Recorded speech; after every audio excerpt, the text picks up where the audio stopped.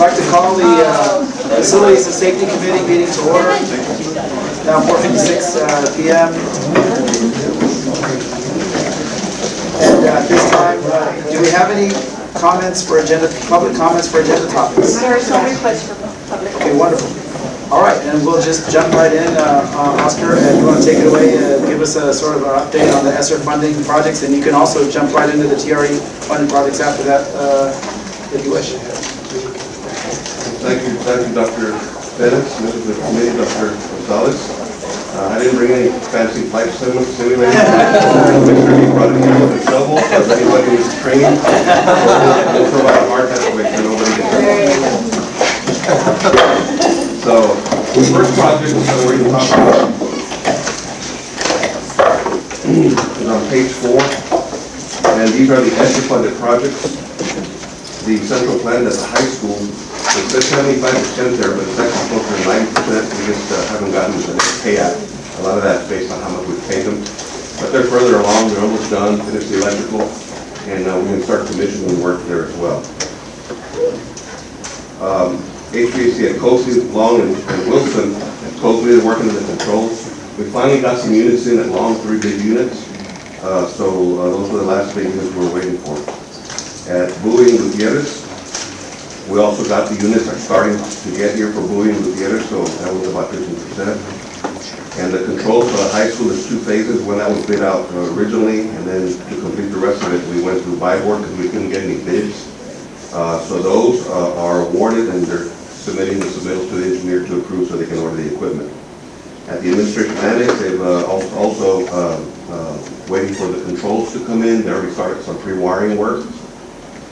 And at the high school south, those units won't be until around January, February. So that was the last one that we awarded.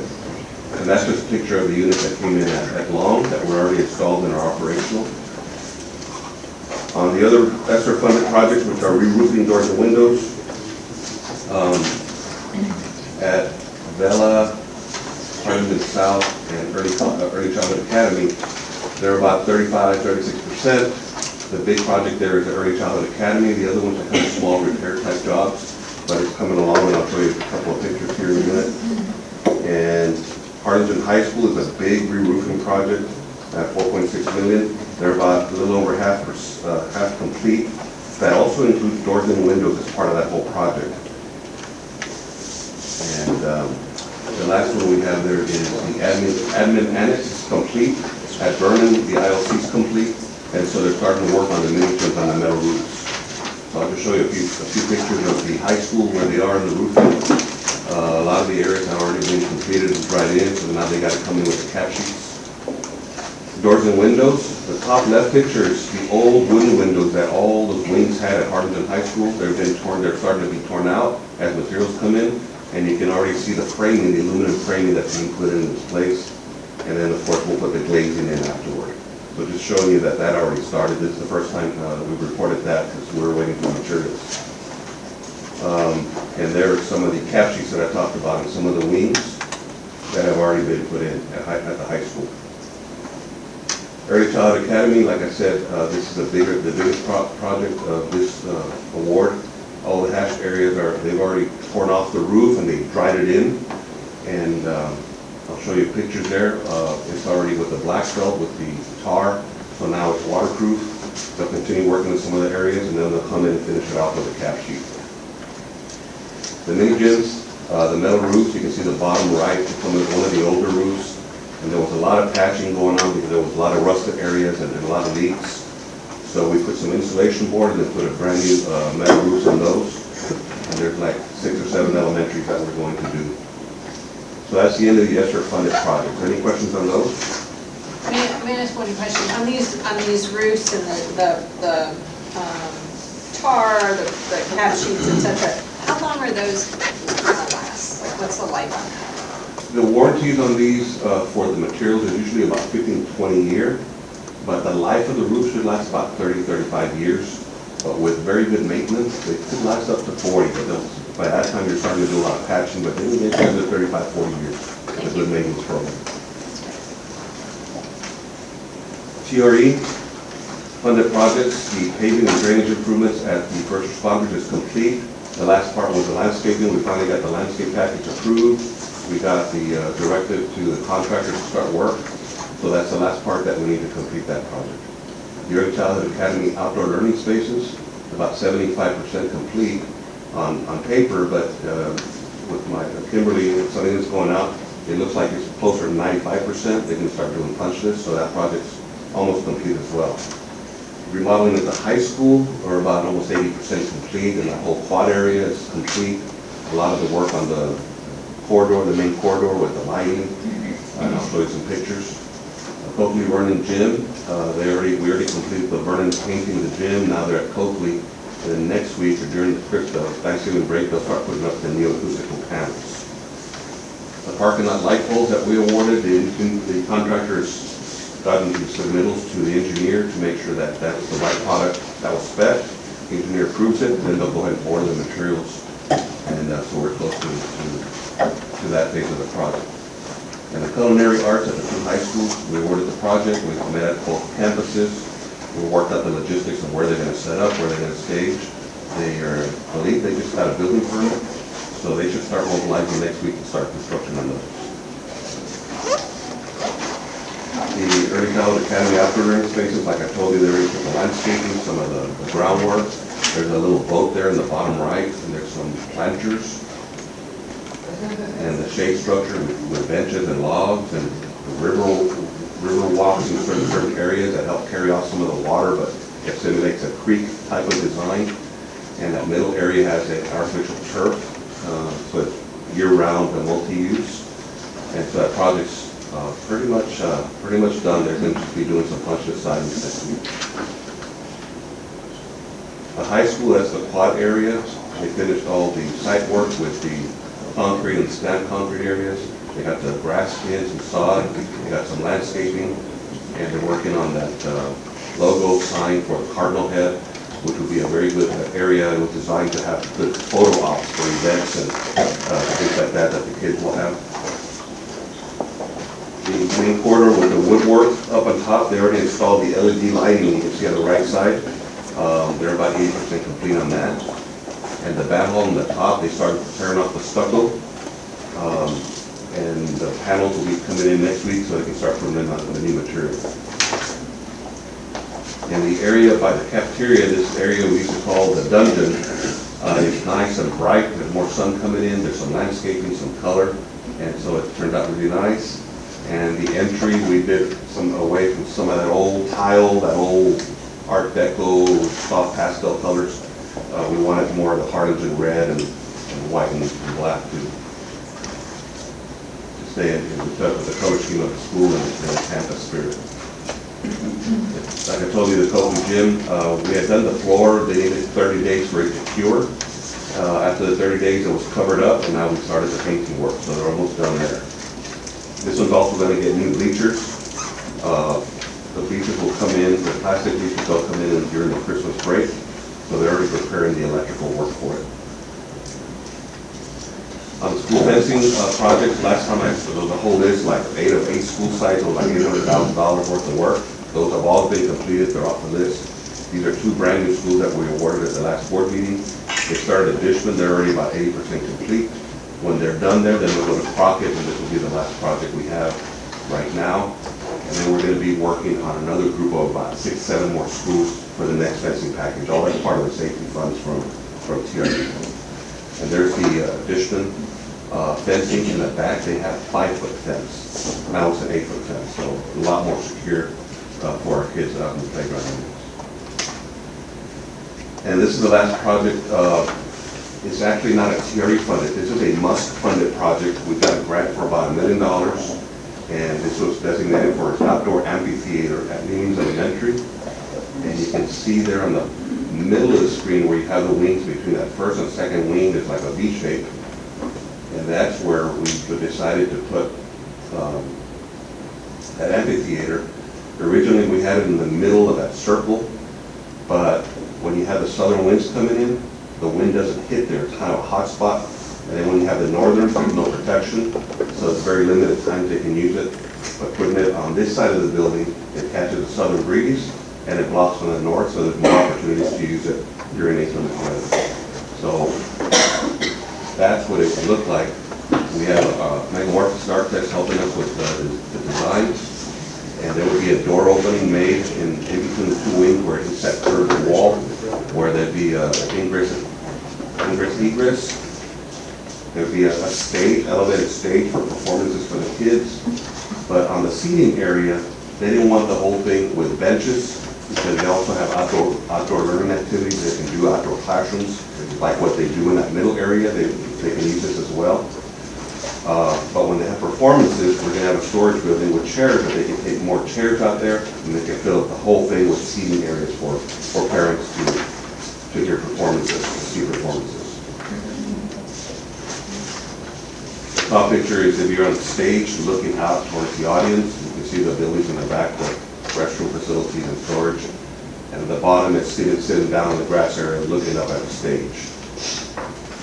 We have a breakdown of a budget. It's about 1.5 million. That includes equipment and furnishings and the lighting for the performances, and cutter lighting and sound systems and all that.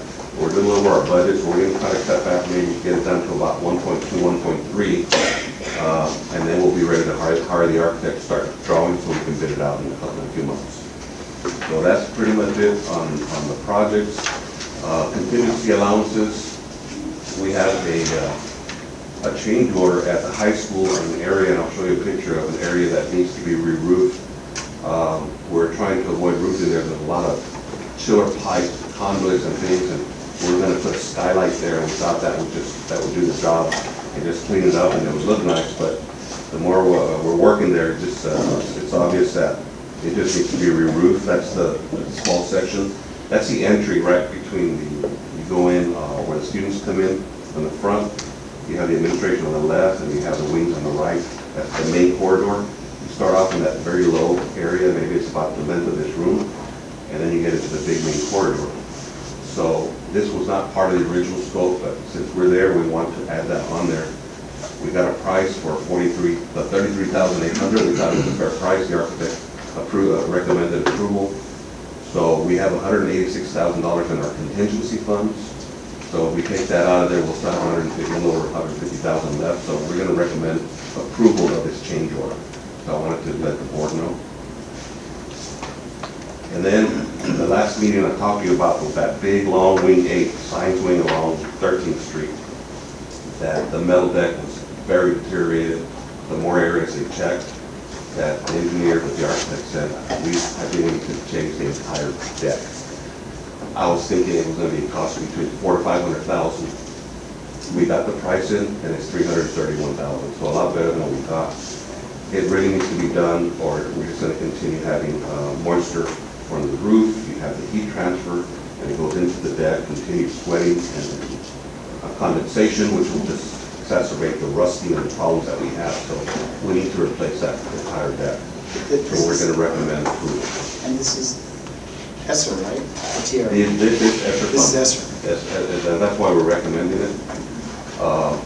This is the last year of the ESSER funding. We need to spend it all by the end of this 2024. September 30th of 2024. 2024. Did this have to displace any other projects, Oscar, or not? No. And then, not really. I did have another doors and windows that I had under Genetic Architects, but that one's about an $800,000, $900,000 projected cost. So there was, he said that we did the math. There was only about $275,000, close to $300,000 left. It left on that project, so this should be enough to cover it. So out of the ESSER funding, this is enough to cover. So the doors and windows that I had, I'm going to move it to the TRE for this coming year, because we already have a plan. I know we've asked you this before, but you're gonna make sure, I know we've asked you this before, you're gonna make sure we spend every last dollar. Every last penny, yes. And we got with Raymond, he ran the numbers, and this eats up the entire ESSER funds. As far as the construction budget they gave to me, they have other funds for other things that they pay for, but the construction part, this eats up the entire ESSER funds. Not a penny left over. I was trying to get more from him, he said, no, that's it. So that's going to be on the agenda next week, on the board agenda for approval, because it's a change to the contract. And that completes my presentation. Are there any questions on any of the topics? No no other questions, thank you again, Oscar, great job, and we'll move on to the construction funds and other projects financial report. Raymond. Thank you, sir. Dr. Perez, board member, Dr. Gonzalez. So before you, you have our TRE project budget as of October 31st of 2023. Currently, we're in the 9th year of this TRE program. For years 1 through 8, we have spent right here 88.4 million. Current year, for period 9, we have spent and encumbered 7.3 million. Total spending encumbered for the 9 years, 95.7 million. When we compare that to our actual budget, we have a positive variance of 8.6 million. We will be using that for upcoming projects, which Mr. Tapi mentioned earlier. So that's where we stand as of August 31st, or I'm sorry, October 31st of 2023 on our TRE budget. Any questions or concerns? Okay, any questions about our current construction fund report?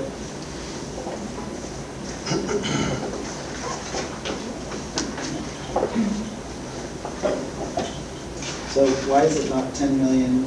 Is it pretty much 10 million every year? So yes, so going back to our budget, so this is the 9th year of our TRE projects, right? So the budget is should be 90 million out of TRE. In 2018, we issued a maintenance tax note of $10 million, so that got us to 100 million. And in addition to that, we added 4 million out of our fund balance, so that brings our total budget $104 million on our TRE project for as of year 9. And we took that money out to help pay for the Collision. collision high. Right. So yeah, that's why we're in our 9th year, but our total budget is $104,000 for our TRE projects program. And where's that reflected on here? I can see that. So right here, we have 74 million, 20 million, another 10 million for this year. And then it gives us what we spent so far for years 1 through 8, what we spent for year 9. At these two, we're at 95.7. Subtract that from 104 million, gives us 8.6 million for our total TRE project. That's of year 9. That's like October 31st, 2020. Yeah, so that's what I'm saying. So I guess what's not clear to me is that we're supposed to add the first 3 columns. which Yes, is 104. yes, sir, yes. These are our total budgets, total budget for, Year 1 through 6, 7, 8, year 9. In year 9. And spent is, okay, got it. yeah. So maybe, Yes, sir. yeah, maybe, I guess, now, These are the budgets. This is what it we might, actually I has don't been know, spent. we might want to highlight that a little bit different at the top so we can kind of see, but anyway, Yeah, I'll relabel it, Yeah, make it easier to understand. got it. But So- this is the actual expenditures for years 1 through 8, Okay, actual expenditures and purchase orders for year 9. Total expenditures plus encumbrances all right, gives us that balance. got it. Awesome. Thank Well, you. thank you so much for that, and, good, yes. What is MTN note? Oh, that's our maintenance tax note that I was talking about. We borrowed $10 million in 2018. We're in the 5th year of that note. We're paying $1.1 million payment per year. We're paying it back. Yeah, that is right. Yes. It's a maintenance tax note out of general operating account. Thank you. Thank you, as always, great job. And with that, we'll jump straight into the school safety update. Danny? Dr. Bettis, board members, committee members. This is going to be a 2-part presentation. The first part, Mr. Jaime Reyes will be giving a quick update on our advanced notification system, and then I will jump right in afterwards and give you a brief update on where we're at with our Guardian program. Mr. Reyes? Good afternoon, board members. The advanced notification system, just a quick reminder on that, that's the system that allows us to send notifications via phone, via text message or email in the event of an emergency at each campus. We're working with the deployments right now, the configurations, all the details of connecting the existing technology components are already in place. We're right now researching adding additional integration pieces like panic buttons, additional phones going beyond what we have currently. One of the items that we're looking is expanding on our panic button situation, and one of the items that we're looking to bring forth is the Centegix badge system. It's a wearable tag that will be provided to every staff member. And in the event of an emergency, it allows a one-button press that will coordinate directly with first responders in the event of an issue at the campus. The tags, feel free to press it 3 times. It's not going to do anything. If you press it 3 times, it should vibrate, right? It identifies that it's operational. It's like Beetlejuice, you have to hit the tags.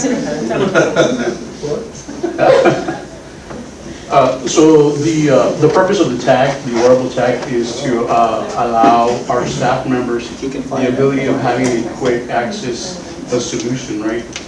In the situation of an event, the user might be in duress, and they don't have the ability to be fumbling through a phone or an application, or specifically hit any particular combination of information. This just allows a quick one button. They're specifically assigned to the user, so they're registered to that user.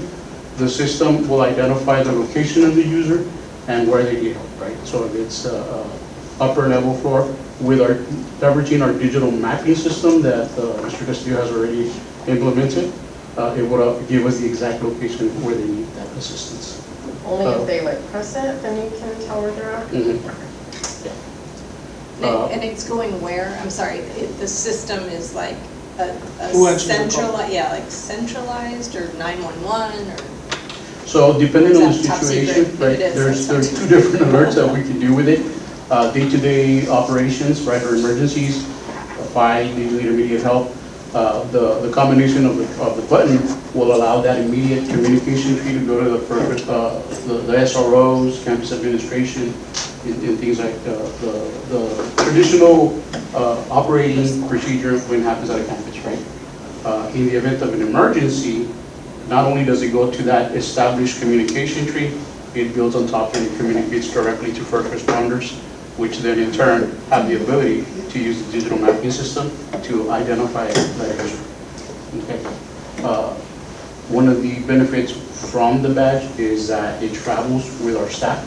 So if the staff is at one campus, it's an elementary teacher, and they go to a middle school, and something happens at that middle school, that teacher will have the ability to press the tag, and even though it's an elementary, we'll identify her as in an elementary school at the middle school location, right? Are we supposed to wear them like all the time? Correct. Okay. So you'll have the ability to have it with the tag with you at all times, right? Staff, teachers, substitutes, anybody that's at the campus. That's the Is it idea like, behind I'm it. just worried that I'll do something and it'll go off and then they're gonna be like, what's going on? Like, is it like a Disconnect her. You have to, like, really- We can pass it up. That is one of the. You have to intentionally press one part of it 3 times. and so- Oh, okay. See, Yeah. yeah, Try it.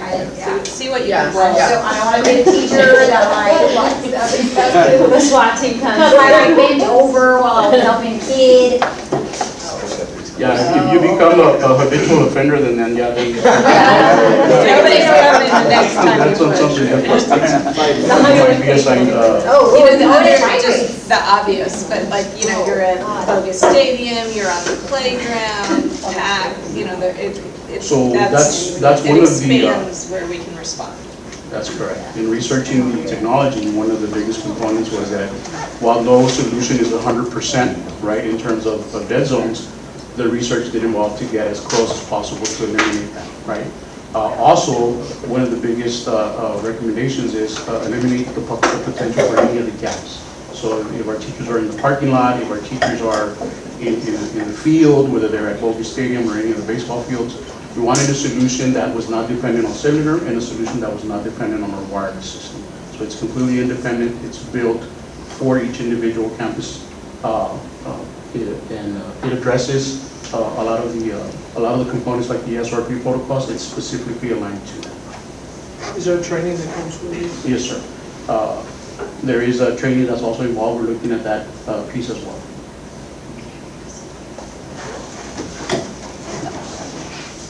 The question was, is it dependent on the On the first responders, do they have to have an app that it goes to and lets you know, because that's how San Benito does it, and it's been having some nightmares. We get calls to, as a lockdown, and there was nothing, and a lot of missed touches.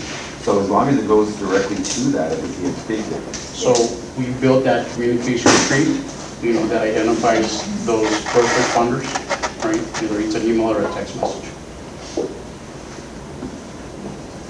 Those are the two components that we're looking at bringing forward. We've done the research. We're working with business office on the procurement process. The intent is that we would bring this as a possible board agenda for a January board meeting. That's one more question. So, case of emergency hurricane, are these things gonna not work then, or is it, when you say like installed network or separate network, I'm just trying to, at what point is everything down? Are they still working or are they not? So we did ask that question in terms of longevity of the device, because they do have a battery. There is a lithium battery that's in it, right? We are looking at making it as robust as possible, and the additional pieces that are going to be tied to the system, and make sure that they're behind our battery operated, our backup solutions as well. Any other questions? Thank you so much. Was it back to you, Danny, or was that? Yeah. Thank you, sir. So I wanted to give a quick update on the Guardian program. To date, I'm happy to report we have 7 external new hires that are pending the onboarding process. Those hires came from various types of agencies, some of them from retirees from state DPS. We had some from Border Patrol, some from county jurisdictions. So we had a really good experienced group, these 7 that are here. We have 6 internal appointments. 2 of them are myself and Tanya Sandoval. We already had 2 of our long-tenured HPD officers that are currently with us. We had a couple of security staff members that actually had a number of years of experience already in law enforcement and had already been working in our campuses. So it's going to be a simple conversion of them to now having an armed Guardian presence. We have 13 remaining openings, but I'm very pleased with how quickly we're getting responses and interest in this position. Tomorrow, as a matter of fact, I'm having 4 more interviews with very experienced individuals that want to apply for the position. So one of the key things also, I know it's important for us to make sure that we have a plan for the rollout. I've already made a presentation October 27th. I met with all of our law enforcement partners, presented to them what our Guardian program was about. And that's where it's important to make sure we're sharing information about what we're doing, but also equally important is what we're not doing. And even among the law enforcement community, sometimes there's sort of misconceptions of what our intentions are and what we're looking to achieve. So that October 27th meeting, we had the local jurisdictions, we had even our Border Patrol partners that were there, Cameron County Sheriff's Department, the various police departments, DPS was there, FBI was there. Once we presented this information to them, they were 100% behind this idea, and they were in agreement that this was the way for us to approach truly adding that additional layer of safety to our district. Subsequent to that, I did meet with HPD. I thought that was important that I personally meet with our chief of our local jurisdiction here, presented to him the plan, what our intentions were for the plan. He was also very supportive. He thought it was a great idea, that was something that was needed in our community. That way we spread out some of the workload among various jurisdictions and not just shouldered by one. So the rest of the plan, I'm still going to be working with our public relations group here within the district. We certainly want to make sure we're rolling this out responsibly with our district staff, district parents, and as well as the other stakeholders throughout the rest of our community. So we'll be working on that, and I'll be able to come back and report on our progress once we're able to roll it out at those levels as well. So that was a very, very brief, quick overview. I'm certainly able to answer any questions you may have as far as where we're at right now. So it seems like you wound up with the number of 26, right? You have 7 plus 6 plus the 13 is 26, right? Right. Did we limit you when we took board action to approve this Guardian program and give you full sort of kind of direction on how to implement this?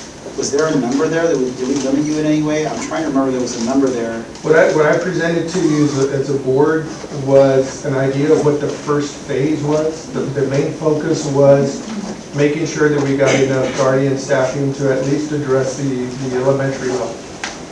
With that, we were looking at expanding that going forward as opportunities presented themselves. So part of that low-hanging fruit were some of the local talent we already had here on our payroll that had that, some of them had up to over 20 years law enforcement, 30 years law enforcement that we already had in our security force. So we're just converting now. And I only ask because I remember the number of 20, if I remember correctly, and I want to make sure that we don't limit this program, and that at the discretion of Danny and the superintendent, and as our budget, sort of allows for, that we go up as many as we can, and so I just want to make sure that we're not in your way at expanding that number, and if you need to bring it back to the board, so Yes. we should always follow sort of board policy when or else someone's going to notice that and come back to us, and then we're going to be in trouble with our taxpayers. We don't want to do that. So Yes. we want to be upfront about what we've approved for In phase 1, the number was 20. the 20. Okay, so then if we need to modify that, or if it was or if we already had language in there that said that, then that's fine. I just want to make sure. Yes, sir.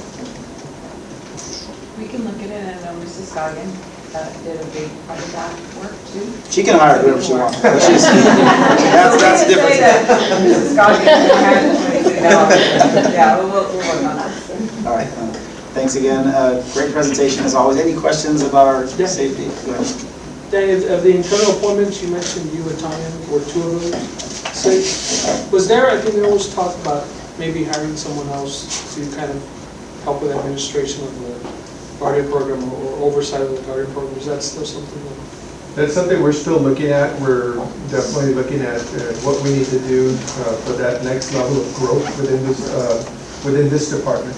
So yes, I've already been in conversations with Dr. Corton and Dr. Gonzalez. So it's a work in progress. Thank you. Awesome. Awesome meeting, guys. Great. Really proud of the work you're doing there.